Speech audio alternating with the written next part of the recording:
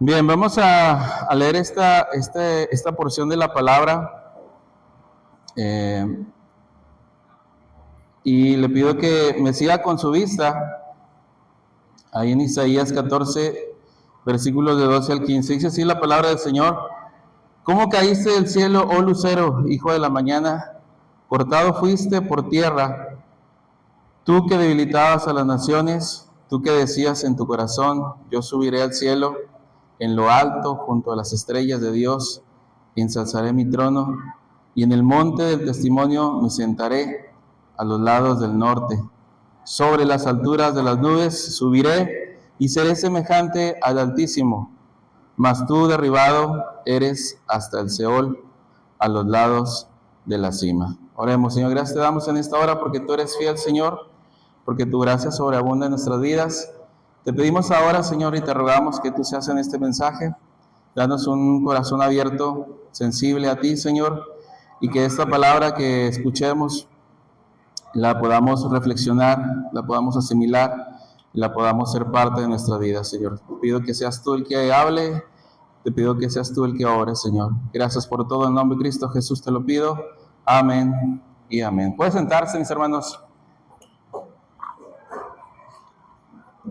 Una de las cosas al leer la palabra siempre es analizar, reflexionar de lo que leímos.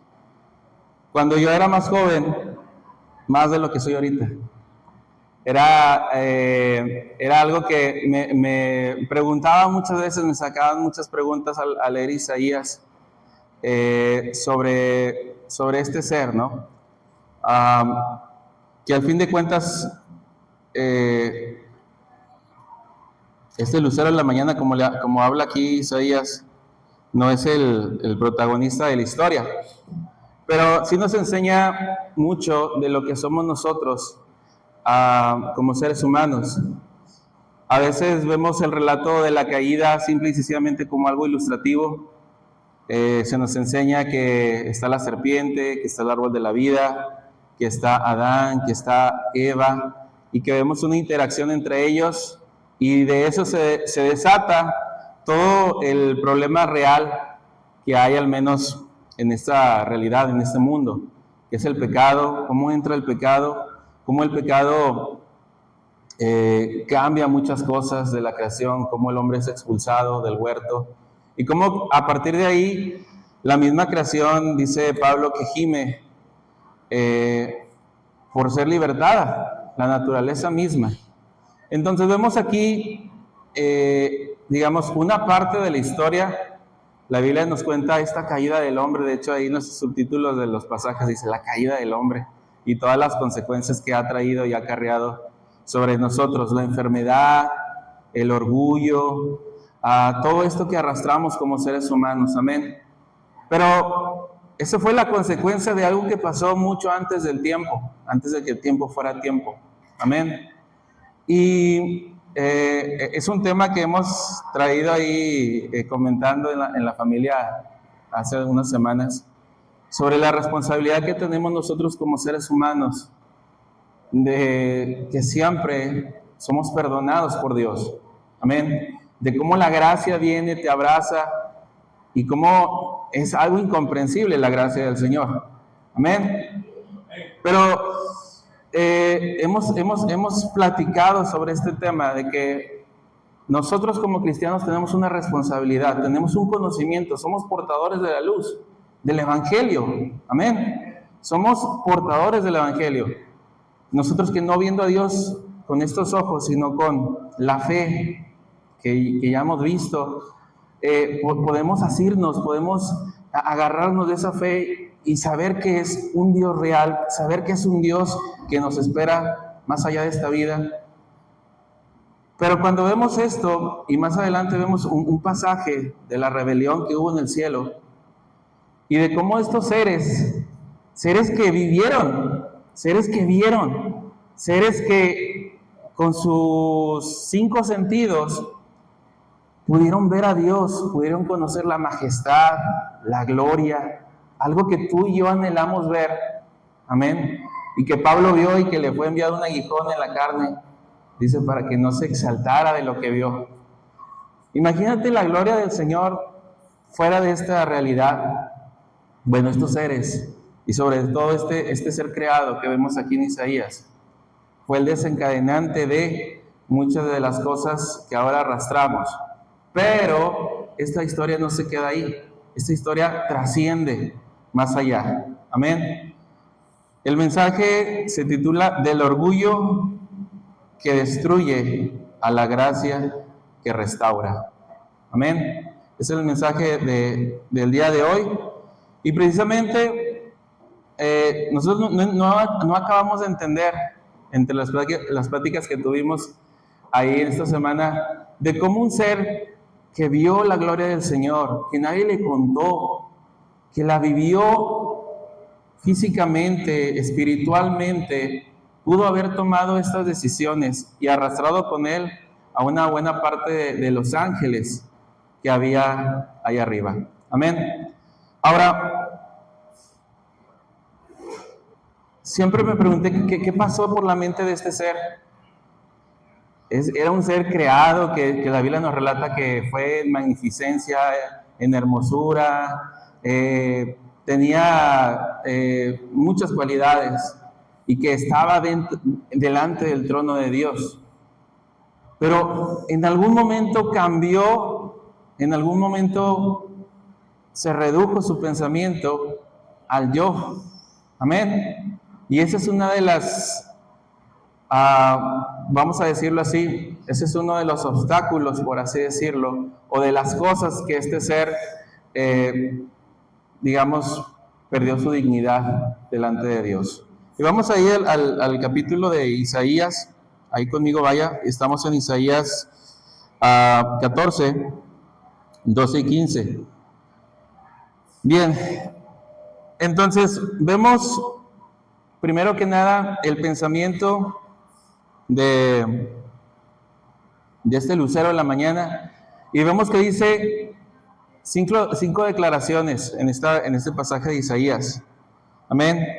Él dice en la primera: yo subiré al cielo. Amén.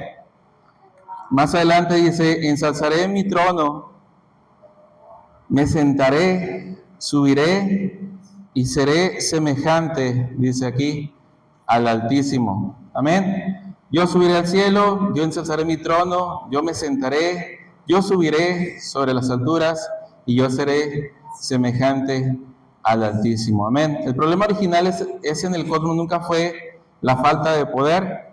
El problema aquí es la falta de orgullo. Vamos allá a Santiago 4:6 para que me acompañe. Santiago capítulo 4, versículo 6. Amén.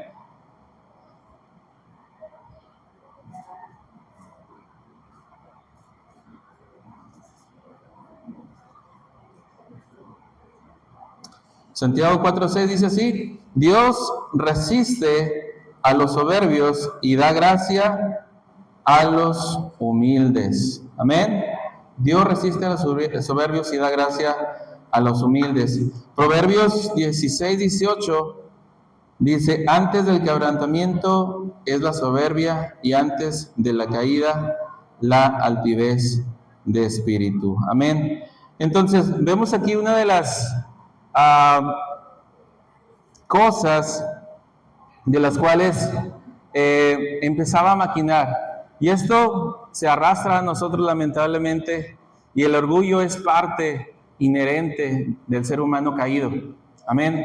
Es una de las cosas que muchas de las ocasiones, aunque digamos: ay, es que yo no soy orgulloso, hermano, yo soy muy humilde, pero hay algo ahí todavía. Si Dios ha trabajado con nosotros, hay algo todavía de ese orgullo en nuestro corazón, tal vez. Inclusive en el servicio en la iglesia, ¿no? ¿Qué decir de los que no conocen de Dios? Amén. Por mi trabajo, siempre me he topado con colegas que por alguna otra razón se sienten orgullosos en su profesión, ya sea porque tienen muchos cursos, porque han ido al extranjero, por alguna cosa. Y siempre es muestra de orgullo de mostrar sus credenciales ante los otros colegas. No, yo hice esto, no, yo hice lo otro. Y muchas de las veces el pecado que tenemos es precisamente el orgullo. Amén. Ahora, hablando a los cristianos, como le digo, tal vez diga, no, pues yo no soy orgulloso, hermano, yo soy muy humilde, yo no tengo ese problema. Pero de alguna u otra forma todos arrastramos en nuestro ser ese tipo de cuestiones del orgullo. Amén. Pero vemos ahora esto magnificado en ese tiempo, en la rebelión, el origen de este orgullo, en el cual este ser creado que tenía todas las facilidades, tenía el acceso al trono de Dios, tenía todo esto, empezó a maquinar en su corazón que él podía ser semejante a Dios. Amén. Dice, subiré yo al cielo, pondré mi trono y seré semejante al Altísimo. Amén. Y vemos todo esto. Muchos de los teólogos se han preguntado, tanto cristianos como de otras denominaciones, ¿cómo Dios no actuó inmediatamente si Él lo conoce todo? Amén. Uno de los teólogos decía, bueno, muchas de las preguntas de las personas es, bueno, ¿por qué Dios no actuó en consecuencia? Dios lo sabe todo, Dios lo ve todo. ¿Por qué no actuó inmediatamente antes de que esto ocurriera, antes de que esto pasara, ¿no? Inclusive gente que no es cristiana, en los debates dice, oye, bueno, entonces Dios creó a Satanás, ¿no? Dios le permitió subsistir al mal. Y esto se ve como un razonamiento muy simple, muy simplista, de que, bueno, si hay algo malo, pues tengo que atacar el problema. Pero esto no es así, porque Dios tiene un plan no solamente para... Si Dios lo hubiera querido, Dios lo hubiera hecho, amén. Dios tiene el poder para hacer. Si creó a este ser, pudo tener el poder para eliminarlo inmediatamente, pero no fue así. Sino que en el libre albedrío que tenemos nosotros y que también tuvieron estos seres creados, los ángeles y toda la creación anterior a este tiempo, Dios permite ese libre albedrío otra vez. ¿Por qué? Porque es una decisión. No podemos amar si no podemos razonar antes. Amén. No sería un amor verdadero, como le he dicho a David. Otra vez, un robot, algo programado, te puede hacer una programación para que diga cosas bonitas, un robot para que imite ciertos comportamientos del ser humano, pero tú sabes que eso no es un amor verdadero, no es un amor real, es simplemente una simulación.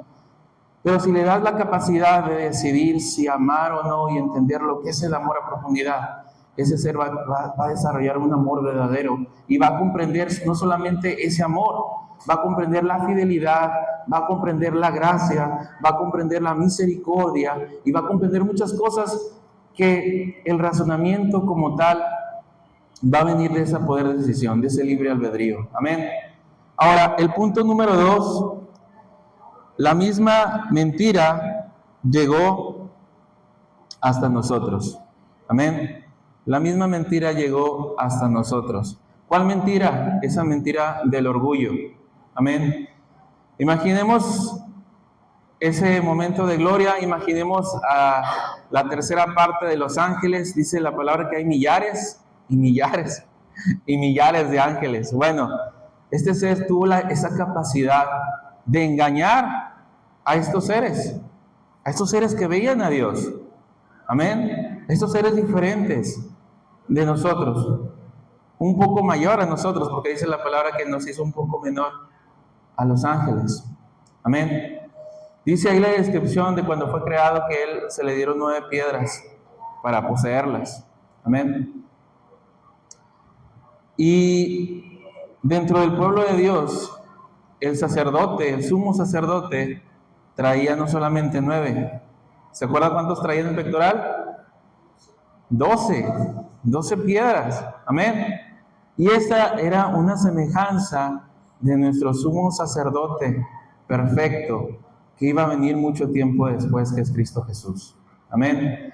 Pero este ser solamente se le dieron 9, no era la perfección como tal, era un proceso que iba a venir más adelante. Vamos ahí a Génesis 3, versículo 1, 4 y 5. Amén. Vemos ahí la escena. Génesis 3. Pero la serpiente era astuta más que todos los animales del campo que Jehová Dios había hecho, la cual dijo a la mujer: con que Dios os ha dicho, no comáis de todo árbol del huerto. Amén. Más adelante continúa el relato en el versículo 4 y 5. Entonces la serpiente dijo a la mujer: no moriréis, sino que sabe Dios que el día que comáis de él serán abiertos vuestros ojos y seréis como Dios, sabiendo el bien y el mal. Amén. Y aquí primeramente vemos la primera interacción de la serpiente y hace una pregunta retórica a la mujer con que Dios ha dicho. Amén. Dice esta primera pregunta. Luego introduce la contradicción abierta a la verdad. No moriréis. Y finalmente ofrece la carnada del orgullo. Seréis como Dios. Amén. Entonces vemos aquí la interacción. Una pregunta para que la mujer empiece a razonar con su capacidad que tenemos todos nosotros y que tenían estos dos seres creados al principio, Eva y Adán, de razonar. Y dice: oye, entonces Dios te ha dicho que no vas a comer de esto. Y le introduce una verdad a medias, ¿verdad? Le dice: no moriréis, o sea, físicamente no vas a morir, pero no le controla la otra parte, espiritualmente sí lo vas a hacer. Y no solamente lo ocultó, sino que le da esa carnada del orgullo: seréis como Dios.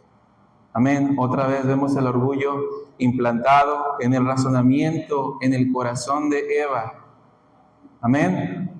Y otra vez la capacidad de razonar, la capacidad de decidir de los seres creados por Dios. Y vemos que Eva cede ante este primer acto, esta primera interacción de la humanidad con Satanás. Y ya conocemos la consecuencia de lo que viene después. Amén. Entonces, ¿qué vemos aquí, hermanos? Vemos el resultado de la rebelión que hubo en el cielo, lo vemos ahora destinado aquí. Amén. Vemos a estos seres creados por Dios para que en un futuro vivieran en el huerto, disfrutaran del huerto, convivieran con Dios, como Dios siempre ha querido convivir con nosotros, cara a cara. Amén. Conocernos íntimamente, nosotros a Dios y Dios a nosotros. Pero viene esta parte, otra vez, muchos dicen: bueno, ¿y por qué no detuvo Dios a la serpiente? ¿Por qué no lo hace así? Porque Dios no actúa así como nosotros en nuestra simple lógica podemos hacerlo. Dios tiene una sabiduría que tú ni yo no comprendemos. Dios tiene planes que tú ni siquiera y yo podemos entender. Lo simple sería para decirme: bueno, ¿y por qué no? ¿Sabía Dios que iba a ir la serpiente? Sí, lo sabía. Amén. Él sabía todo el escenario. Aquí empieza a correr el tiempo. Entonces, Dios es atemporal. Dios no está regido por este factor. Pero vemos el amor trasciende todavía más allá. Amén. Vemos que el amor trasciende más allá de esta escena en particular. Y cómo Satanás implanta en el corazón de Eva el orgullo, la duda, y le da la media verdad de que no va a morir. No le dice que va a haber consecuencias físicamente en ellos. Amén. No le dice que va a haber una maldición de toda la generación, de todo el género humano a través de esta decisión. Lo oculta, le dice que no va a morir y le dice: vas a ser como Dios. Amén. El mismo orgullo, la misma razonamiento que él tuvo en la rebelión, lo vemos implantado en esta primera interacción. Amén. La mentira central siempre ha sido, es y será la misma. Tú no necesitas depender de Dios. El enemigo le ofreció al ser humano la ilusión de la autonomía moral. Amén. Ahora, como les digo, no necesitamos ser orgullosos como el mundo cree o la definición del mundo, no. Simple y sencillamente cuando tú decides: yo lo voy a hacer así, a pesar de que yo sé que no está bien, ya estás cumpliendo esto que tenemos aquí en la primera vez que interactúa Satanás y la humanidad. Yo sé que tengo que venir a la iglesia, yo sé que debo orar, yo sé que debo reflejar a Dios todos los días de mi vida, yo sé como cristiano que debo de humillarme ante Dios, yo sé que como cristiano tengo que reflejar a Cristo en mi vida. Yo lo sé, yo tengo el pleno conocimiento de eso, pero cuando yo digo: ay, me cuesta orar, y no quiero leer mi Biblia, no quiero orar. Sí, vengo a la iglesia un ratito y pues ya me voy. Pero nosotros, dentro de nuestro ser, sabemos que tenemos que dar más que eso. Amén. Tenemos que ir más allá de eso. Más allá de eso tenemos que ir. Ahora dirás, pues yo no soy orgulloso, pero cada vez que tú haces tu voluntad, estás reflejando esto, orgullo.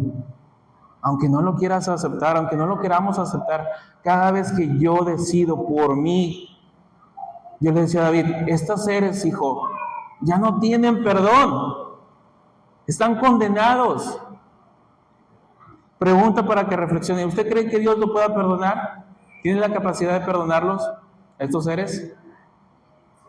Sí, sí tiene la capacidad de perdonarlos, pero no lo va a hacer, porque esa es una consecuencia de la decisión que ellos tomaron al escuchar. No sé las palabras exactas que les dijo Satanás en ese momento, pero algo parecido a lo que le dijo a Eva. Serás como Dios. Tú no necesitas que nadie te mande, tú no necesitas de nadie más, sino las típicas frases, ¿no? Cree en ti, tú lo puedes hacer. Sí, claro, yo puedo hacer muchas cosas, mi hermano. Yo me puedo esmerar, hay gente que dice, es que si yo me propongo, yo lo hago. ¿Y si lo hacen? Es que voy a ahorrar para irme de un viaje, para cualquier cosa material que le guste. ¿Sí? Cualquier cosa, claro que lo puedo hacer.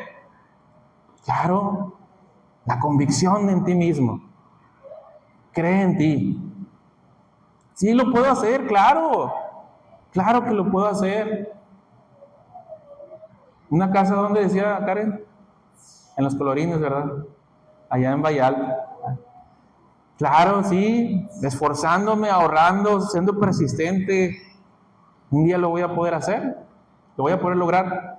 Pero eso es mi voluntad. Eso es lo que yo quiero. Nos decía el hermano, el pastor, el jueves, ¿qué es lo que quieres materialmente? Me salió muy espiritual Nati, ¿verdad? Que quería su Biblia ilustrada. Y su papá no dijo nada espiritual, su papá dijo que un teclado de esos de 120,000 pesos.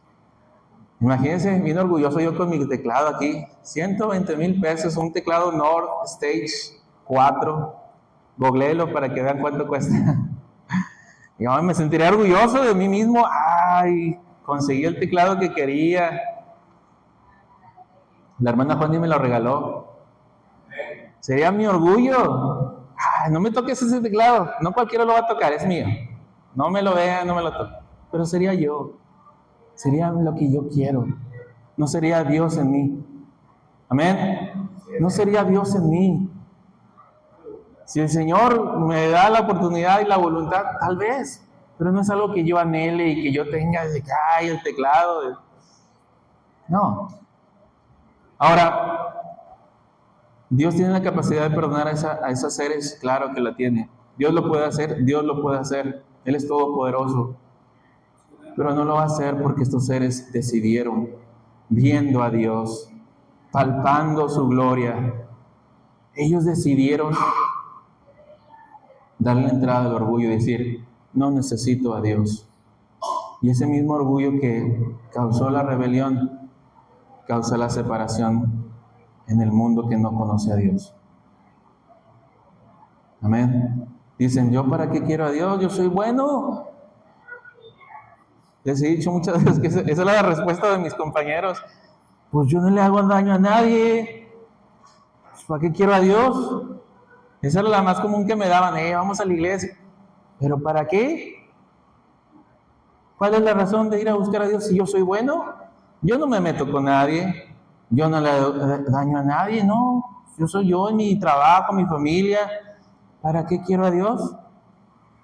Y otros eran, bueno, yo sí creo en Dios. Yo lo creo a mi manera, decían. Yo creo a mi manera. No voy a la iglesia, pero yo sí oro. No voy a la iglesia, ¿para qué? Bola de hipócritas, ¿para qué? Yo y Dios, ¿verdad? A su conveniencia. El orgullo. ¿Por qué? Porque el venir a los pies de Cristo, el escuchar el Evangelio, Tiene que romper primeramente mi raciocinio mundano para que la fe y la gracia puedan ser comprendidas por este ser que está caído. Que la fe y la gracia puedan penetrar y quebrantar, como dice la palabra, hasta lo más profundo de mi ser. Y quebrar lo que yo soy, ese orgullo que está inherente en el ser humano. Amén. Tiene que, por eso siempre les digo, el milagro más grande, más allá de todo lo que usted quiera, las señales y todo eso, es transformar este corazón en un corazón sensible a Dios. No hay otro milagro para mí más grande que transformar un ser caído que decidió por el orgullo restaurarlo, sacarlo, limpiarlo, darle un nuevo corazón, una nueva conciencia. Amén. Punto número 3. La consecuencia fue devastadora. Amén. Ahora, después de esta escena de lo que es la caída del hombre, vemos que dentro de la vida entra la muerte, la culpa, la corrupción, la separación y el sufrimiento. Amén. Cuando Adán y Eva comen de ese fruto, es lo que entra a este mundo y a nuestro ser. Amén. Es fundamental hacer una distinción doctrinal. Satanás es plenamente responsable de tentar y engañar, pero Adán fue completamente responsable de escuchar y de obedecer la tentación. Amén. Aquí vemos una corresponsabilidad del ser creado. Amén. Dios no crea robots. Por ahí, uno de los cantos que me gustan es no recuerdo el nombre del hermano, Oscar Medina. ¿Quién pudo hacer robots que caminaran? Hace una remembranza en el canto de Dios pudo haber creado robots. Dice que a cierta hora se despertaran, se aceitaran las partes movibles de ellos, que a cierta hora, con puntualidad, dice, a las 10 tienes que estar en la iglesia. A lo mejor llegaban antes, ¿no? Una hora antes ya los tenías aquí, a todos los robots.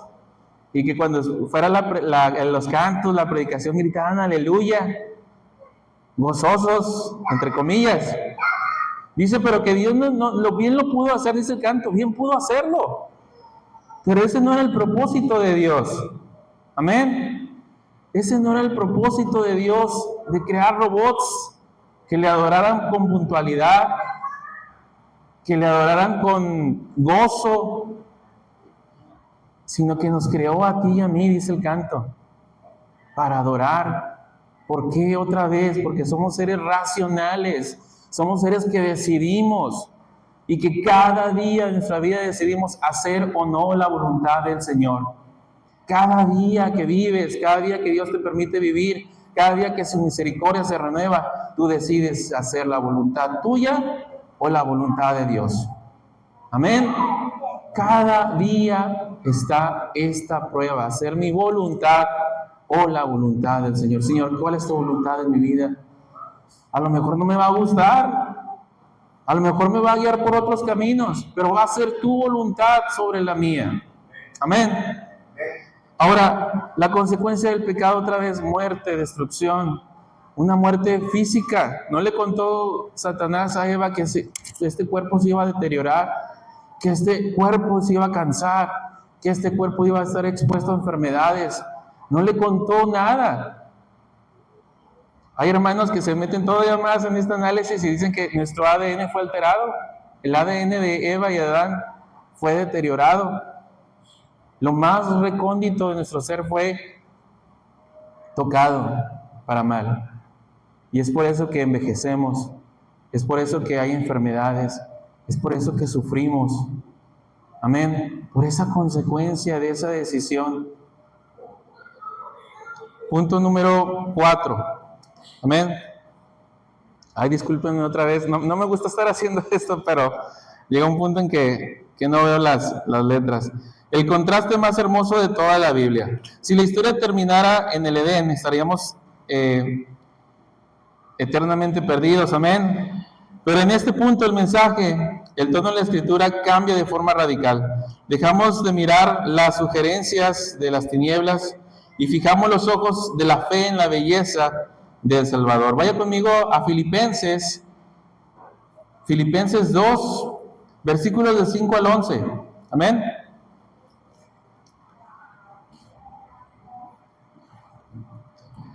Filipenses 2, versículos del 5 al 11. Me sigue con su vista, por favor, hermanos. Dice, haya pues en vosotros ese sentir que hubo también en Cristo Jesús, el cual, siendo en forma de Dios, no estimó el ser igual a Dios como cosa que aferrarse, sino que se despojó de sí mismo, tomando forma de siervo, hecho semejante a los hombres, y estando en la condición de hombre, se humilló a sí mismo, haciéndose obediente hasta la muerte y muerte de cruz. Por lo cual Dios también le exaltó hasta lo sumo y le dio un nombre que es sobre todo nombre, para que en el nombre de Jesús se doble toda rodilla de los que están en los cielos y en la tierra y debajo de la tierra, y toda lengua confiese que Jesucristo es el Señor, para gloria de Dios Padre. Amén. Amén. ¿Ves el contraste? Lo que dice Isaías de Satanás y lo que dice Pablo en esta carta de Filipenses. Empezamos con un yo. Amén. El orgullo. Yo subiré, yo estaré, yo seré semejante. Y ahora aquí vemos el contraste marcado, donde Jesucristo, a pesar de su posición, se va y se encarna como un ser humano. Vemos la condición de Jesús a través de este pasaje de Filipenses, donde dice, no solamente vino a morir, sino, dice, una muerte de cruz, una muerte humillante. Dice que todo esto, el contraste entre Isaías y Filipenses, vemos el resultado de la humillación, del amor de Jesús por nosotros. Ahora, yo no sé si a usted le conmueve este pasaje, pero a mí siempre que lo leo me estremece. Amén. Me hace reflexionar, Señor, tú tenías un lugar en la gloria con tu Padre, con Dios, y dejaste todo por mí. Dejó todo. Amén. Lucifer miró su belleza y dijo, subiré. Cristo, siendo el Dios eterno, descendió. Amén. Lucifer quiso exaltarse a sí mismo en el trono. Cristo se despojó y se humilló a sí mismo. Lucifer buscó un reino en forma de egoísta. Cristo tomó una forma de siervo y aceptó una cruz. Lucifer pretendió recibir una adoración que no le correspondía y Cristo, por su obediencia perfecta, fue exaltado por el Padre y es digno de recibir toda adoración por toda la eternidad. Amén. Punto 5 y punto 6, donde el primer Adán fracasó, Cristo venció. Amén. Romanos 5, 17 y 19, acompáñame ahí al pasaje. Romanos 5, versículos 17 y 19. Amén. Romanos 5, versículos 17 y el versículo 19, 17 al 19. Pues si por la transgresión de uno solo reinó la muerte, mucho más reinará en vida por uno solo, Jesucristo. Lo que reciben la abundancia de la gracia y del don de la justicia, así como por la transgresión de uno vino la condenación a todos los hombres, de la misma manera por la justicia de uno vino a todos los hombres la justificación de vida.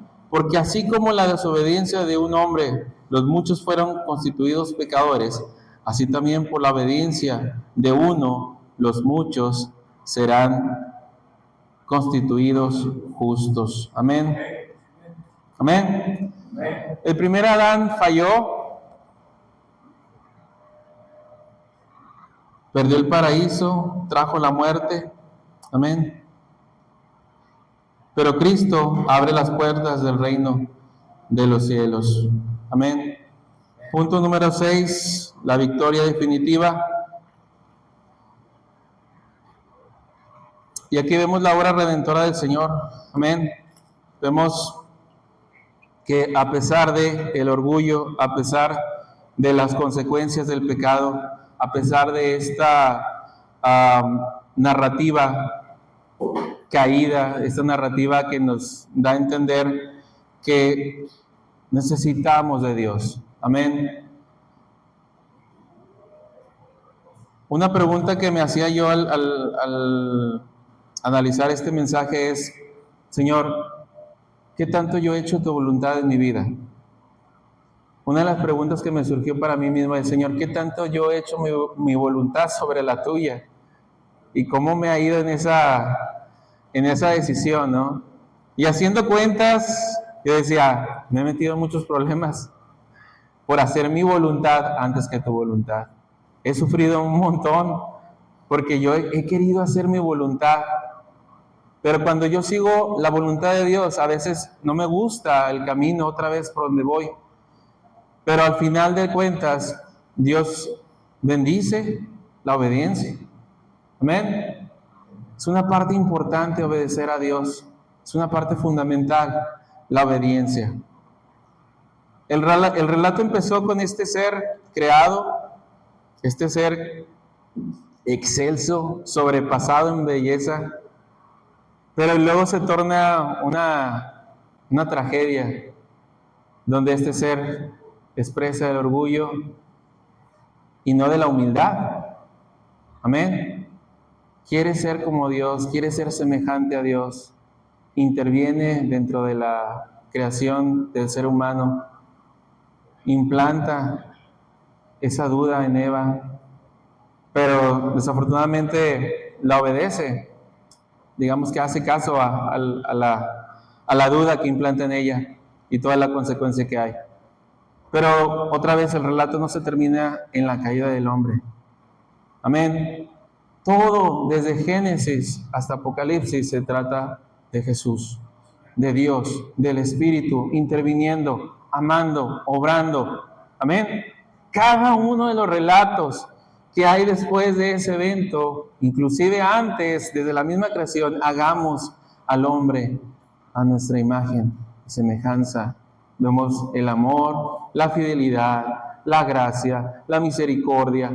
Cada uno de los relatos que puedes ver en la Biblia, desde Génesis hasta Apocalipsis, es el amor, la justicia, la misericordia, la gracia obrando una y otra vez, una y otra vez. No para, Dios sigue una y otra vez el relato. Moisés, Abraham, Moisés, Isaac, Sansón, el que gustes, el que me digas, es una y otra vez todas las cualidades de Dios obrando en esa vida. Una vida finita que empezó y terminó, pero la gloria y la honra, la gloria y la misericordia de Dios no paran, son eternas.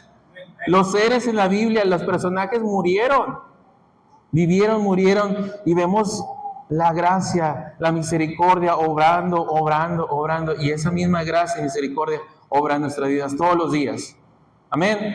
Todos los días, lo mismo que vivió Abraham, esa gracia, esa demostración de que Dios estaba con él, como decía ahorita la hermana, al hacer remembranza de sus 60 años, Dios ha estado ahí.